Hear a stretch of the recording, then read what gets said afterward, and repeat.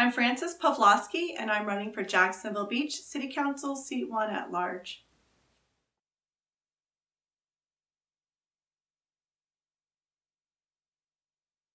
Seeing things, but visually, for those who live here and who actually see the water and the flooding in our neighborhoods, I can talk in different areas.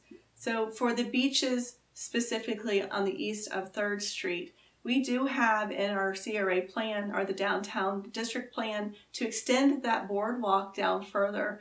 If we even extend it down to the 6th Street Park, just imagine that you could actually go to the park without going on the street. That takes pedestrians off 1st Street, and they're utilizing our boardwalk. That boardwalk is a secondary block to the ocean if we have a storm. You've got the dunes, which are being taken care of by our marine group, which I think is wonderful. Then you'd have the boardwalk, which would be secondary defense, and then all the infrastructure we've been doing in that area, especially south the beach Boulevard recently. Those are designed to help with the flooding for storms and heavy rains.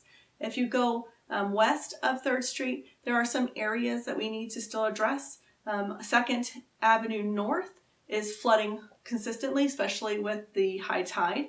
Their businesses there have had to adjust. I think we need to maybe push forward an infrastructure project in that area near Rick's Bait and Tackle, especially since Jacksonville, the city, is going to be revamping 2nd Street North all the way down to the boat pier. I think we might want to even consider finding an alternative way to park a lot of the boats. But that's kind of not on this subject, but that's something we should talk about as a city. For the south end of the beach, we've been doing a lot of infrastructure there for our flooding as well. I know Sanctuary needs some more attention, and that's actually in the works and on the books already.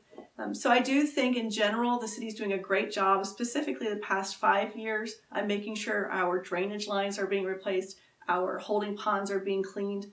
There was no maintenance being done on them, and now that we're actually putting budget money in for continual maintenance. But I would say right now, the top 2 things I would address for coastal flooding would be near our boat ramp and the streets that leave that area near 2nd North. And it would also be exploring extending our secondary defense, which is our boardwalk down further south.